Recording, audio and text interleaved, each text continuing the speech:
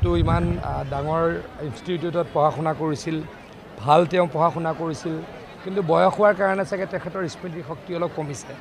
কাৰণ সিদিনাখনলৈকে সুৰেশ বৰা ডাঙৰীয়া নগাঁও জিলা কংগ্ৰেছৰ সভাপতি আছিল আৰু জিলা কংগ্ৰেছৰ মিটিঙত ডেফিনেটলি জিলা কংগ্ৰেছৰ সভাপতিজনৰ সভাপতিত্বত আমাৰ প্ৰদ্যুৎ বৰদলৈ ডাঙৰীয়া বহিছিল। তেতিয়া সেই কথাটো কিয় কোৱা নাছিল? তেতিয়া তেখেতৰ তেওঁ কোৱাৰ দৰে কেঁচা তেজৰ গন্ধ সুৰেশ বৰাৰ গাত নাছিল নেকি? গতিকে এইবিলাকে ৰাজনীতি এনেকৈ কৰিব নাপায়। স্মৃতি শক্তি নাইকিয়া হোৱা বুলি ৰাইজৰ আগত প্ৰকাশ কৰিব নাপায়। ৰাইজৰ আগত এনেকৈ ক'ব নাপায় যে মই পাহৰি গ'লোঁ, মোৰ স্মৃতি শক্তি লোপ পালে। যেতিয়া সুৰেশ বৰা ডাঙৰীয়া সভাপতি আছিল তেতিয়া তেখেতৰ গাত কেঁচা তেজৰ গন্ধ নাছিল আৰু এতিয়া আছে। সেই কথাবিলাক অলপ বুজি চাব লাগে।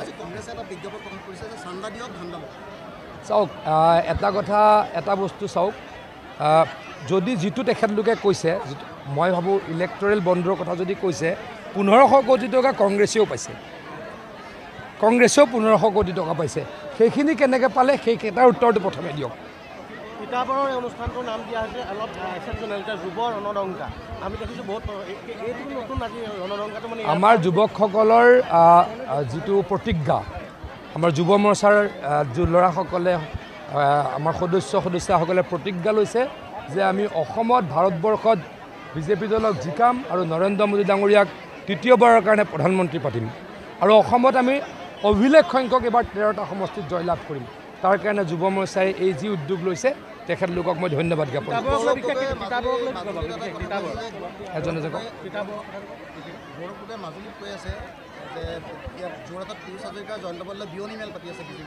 চাওক, তেখেতৰ ঠিক আছে, আমি বাৰু বিয়নী মেল পাতিছোঁ, তেখেতে খেলি ফুৰিছে, মানুহটো ক'তো নাই কাৰণে 10-15টা মানুহ লৈ পেলাই ক্ৰিকেট খেলে, লুডু খেলিছে। তেওঁলোকে সেইটোৱে কৰিছে। আৰু কোনোবাই ক'ৰবাত চাৰ্চত এখন মিটিং পাতি আছে, তাতে গুচি গৈছে। বজাৰত মানুহটো ক'তো নহয়, বজাৰ এখন হৈছে সাপ্তাহিক বজাৰত, তাতে নামি পেলাই লেকচাৰ মাৰিছে। আজিও য'ত গৈছে আপোনালোকে নাজিৰাত খবৰ লওক, 200-150 মানুহ হয়। আমাৰ সভাততো আমিতো সৰু মানুহ। গৌৰৱ গগৈ ডাঙৰীয়া ৰাজপুত্ৰ, তেখেতে অসমীয়া ক'বই নাজানে, ইংলিছ ক'বহে অকল জানে। গতিকে তেখেতৰ সভাত 300 মানুহ হয়, আমাৰ সভাত 5000 মানুহ হয়, 7000 মানুহ হয়। এয়াই আমাৰ পাৰ্থক্য। কাৰণ আমি হ'লোঁ ৰাইজৰ কাৰণে কাম কৰা মানুহ, আমি মাটিত থাকি কাম কৰা মানুহ, দিল্লীত থাকি বিদেশত থাকি আমি অসমক পিছ দিয়া মানুহ নহয়। গতিকে আমাৰ সভাত মানুহ হয়, গৌৰৱ গগৈ ডাঙৰীয়াৰ সভাত 100 মানুহ হয়।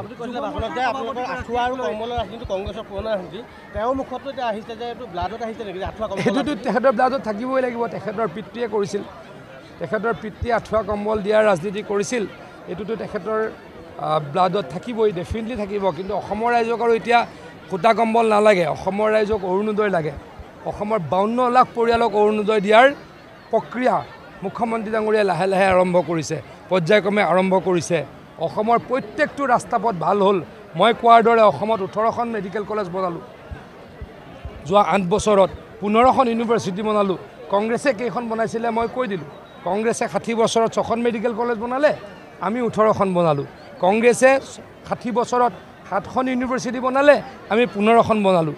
গতিকে এয়া হৈছে কংগ্ৰেছ আৰু বিজেপিৰ পাৰ্থক্য। আমি ৰাইজৰ কাৰণে কাম কৰিছোঁ, তাৰ কাৰণে 14 চনৰ পৰা প্ৰত্যেকটো নিৰ্বাচনত জিকিছোঁ। এইবাৰ আমি অভিলেখ সংখ্যক 11টা সমষ্টিত জয়লাভ কৰিম।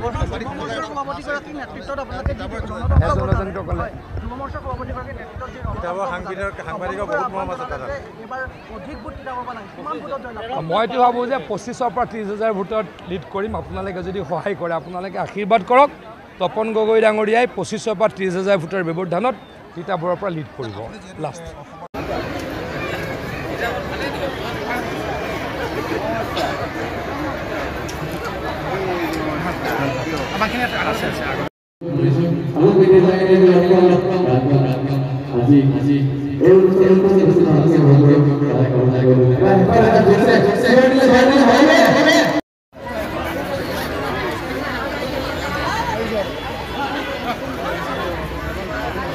যুৱ ৰণদংকা শীৰ্ষক বিশেষ সভা, এই সভাখিনি আমি আৰম্ভ কৰিম।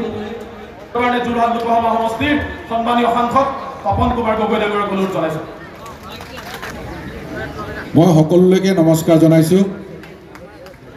কাৰণে নিৰৱচ্ছিন্নভাৱে প্ৰয়াস অব্যাহত ৰাখিছে এই ধাৰাবাহিকতাও অক্ষুণ্ণ থাকিব লাগিব যোৰহাট লোকসভা এটা সন্মানীয় সমষ্টি এই সমষ্টিটোৰ পৰা মিত্ৰজোঁটৰ প্ৰাৰ্থী হিচাপে মোক ইয়াৰ পৰা বিপুল ভোটত ৰাইজে জিকাই পঠাব লাগিব নৰেন্দ্ৰ মোদী ডাঙৰীয়াৰ হাত শক্তিশালী কৰিবৰ কাৰণে আৰু ডক্টৰ হিমন্ত বিশ্ব শৰ্মা ডাঙৰীয়াৰ যি বিকাশৰ যাত্ৰা এই যাত্ৰা অব্যাহত ৰাখিবৰ কাৰণে ইয়াৰ পৰা আমি জিকি যাব লাগিব হিমন্ত বিশ্ব শৰ্মা ডাঙৰীয়াই অৰুণোদয় দিয়ে 1 বছৰ আঁঠুৱা কম্বল 1 মাহতে আমি কিনি ল'ব পাৰোঁ ইয়াৰ পাৰ্থক্য এয়া বিজেপি আৰু এয়া কংগ্ৰেছৰ পাৰ্থক্য আজি আপোনালোকে চাওক যোৱা 2 বছৰত আমি 1 লক্ষ চাকৰি দিবলৈকে সক্ষম হৈছোঁ ডক্টৰ হিমন্ত বিশ্ব শৰ্মা ডাঙৰীয়াই যোৱা নিৰ্বাচনৰ সময়ত প্ৰতিশ্ৰুতি দিছিল যদি আমি চৰকাৰলৈকে দ্বিতীয়বাৰৰ কাৰণে আহোঁ আমি 1 লক্ষ ল'ৰা ছোৱালীক চাকৰি দিম ডক্টৰ হিমন্ত বিশ্ব শৰ্মা ডাঙৰীয়াই যি কথা দিয়ে